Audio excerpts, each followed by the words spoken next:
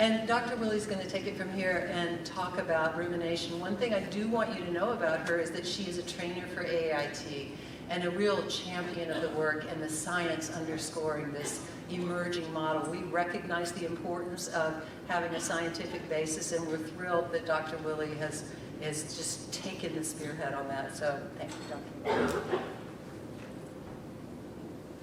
Thanks, Melanie. Don't fall. I took my shoes off because I forgot to read that thing. It said, wear comfortable shoes. It's important. I don't know how come I missed it. But I want to, just agree with Melanie in terms of thanks for being here at the end of the day. So I'm going to try to be a little bit entertaining, maybe, on occasion. And this is actually a forewarning. I will go all over. So I have notes. And those of you who know me, which several of you are like, y'all that don't know her, you're glad. Because I can go. And so I'm excited because I get to do what one of my good friends here says, the nerd portion of the program. Okay, so let's see what happens. I want to first be very clear that there are so many different forms, right, of repetitive negative thought. So they're also very highly correlated, and they produce a lot of similar consequences, and they have like overlapping processes in the brain. So it's really important, one, from a research perspective, that we're very clear to define what we're addressing. But as clinicians, we have to be very clear, right, with our clients, like what are they experiencing? So that is really an important difference, and that's why we want to be clear to define with you right now that what is rumination?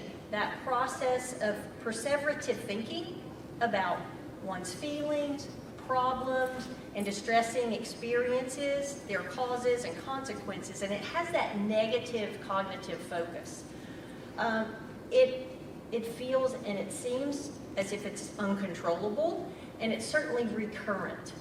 And primarily it's past and present focus rather than future focus. And that's why it can be kind of confused with worry a little bit, because worry is really more a chain of like affect latent thoughts and images that are also relatively uncontrollable, and they attempt to kind of engage in like mental processing, problem solving. I mean, to kind of like, okay, maybe I could do this and maybe I could do that, but the outcomes that you're kind of problem solving through contain the possibility of one or more negative outcomes. So you can see there's some similarities, but we want to clarify the difference. Push the button. Look at that. This next slide is very moving. Get it? Yeah. And this is the neuroscience part, so I'm really going to not do the Willey thing and jump all over the place. So here you can see what rumination does in the brain is that it alters functional integration and segregation of the neural networks by reducing global and local efficiency. What in the world does that mean? The global efficiency is that overall neural network communication or brain connectivity between the larger mechanisms within the brain, and then the local efficacy is about connections within smaller regions. So both within a small region and overall are impacted by rumination. It interferes with attentional control. And how this works in sort of simple-ish terms is that the ability to attend to a task at hand, the relevant information that's attended to, it inhibits distraction from task irrelevant information. So it's hard for the brain to disengage from negative, particularly self-referential information. It kind of causes like attentional funneling in the brain, if you will, particularly around negative information, evaluation, and judgment. So you can see this with rumination, right, in the clinical mix here. And then, of course, that then interferes with problem solving because that heightened emotional information that we hear our clients talk about that we might experience with rumination, that leads to a reduction in the global space that depletes resources from being able to problem solve and to be creative. And problem solving and creativity are like cousins or maybe siblings. They're really closely related. And then I forgot to push the button. Ta-da! And lastly, it negatively affects working memory. And when we're dealing with memories and external information entering into working memory, their position in the brain is represented by associations that are formed between those two, right? So the working memory needs to manipulate that representation and associations in order to problem solve, in order to make decisions. But what's happening with rumination is the working memory isn't able to maintain, manipulate, or even update information. So then there you see the stuck.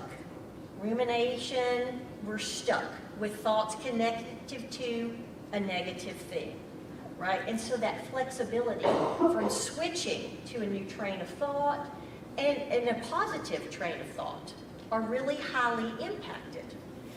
I'll you're thinking about your clients. If they've had a history of failure, okay, they really have more slow recovery time from that memory, from that reactivity to that memory, and anything that in the future that is stressful and similar to what they're currently ruminating about. Does that sound familiar to you all with your clients out in the world?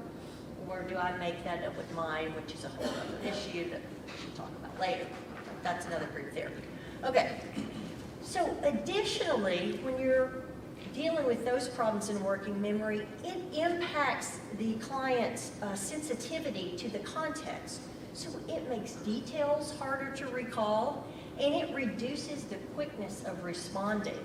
One of the things I've seen this with a lot recently is parents responding to their children.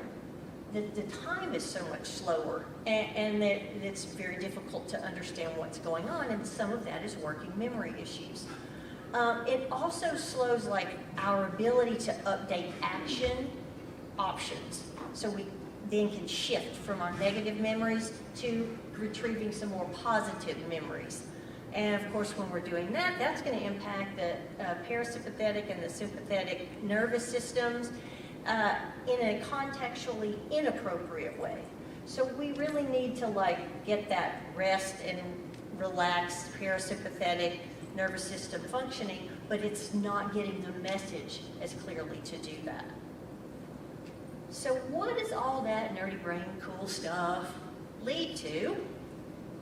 And it leads to prolonged and even magnified negative, pessimistic, and fatalistic thinking for our clients.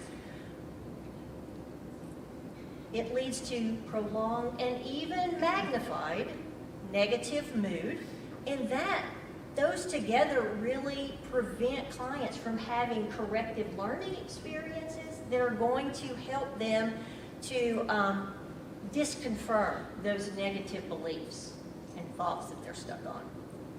There's a lot of research about poor sleep quality associated with rumination, and yes, it even increases suicide risk.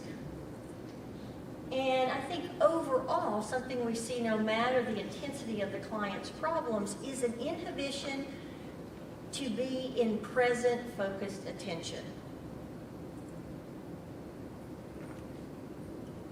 So why does this matter? It's associated primarily with the onset and maintenance of depression. The increased likelihood of depression and then the duration of that depressed episode.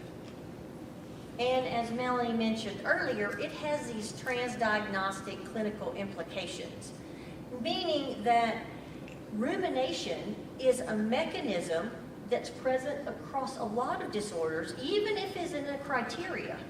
It's highly present, and it is a risk factor and a maintaining factor for that diagnosis or those symptoms within that diagnosis. And primarily, first you see, and you know there's a great connection right between depression and anxiety. So of course, with generalized anxiety disorder, obsessive compulsive disorder, bipolar disorder, eating disorders, alcohol abuse. Notice that we're talking about abuse here. We're not getting to a diagnosis. That's important. Post-traumatic stress disorder, psychosis, health anxiety, or what my mother certainly had was hypochondria. Sorry. Non-suicidal self-injurious behavior. And again, I think one of the big issues at the level of really thinking about interacting in the moment with our client, it really inhibits, it really keeps us bound to the problem versus the solution.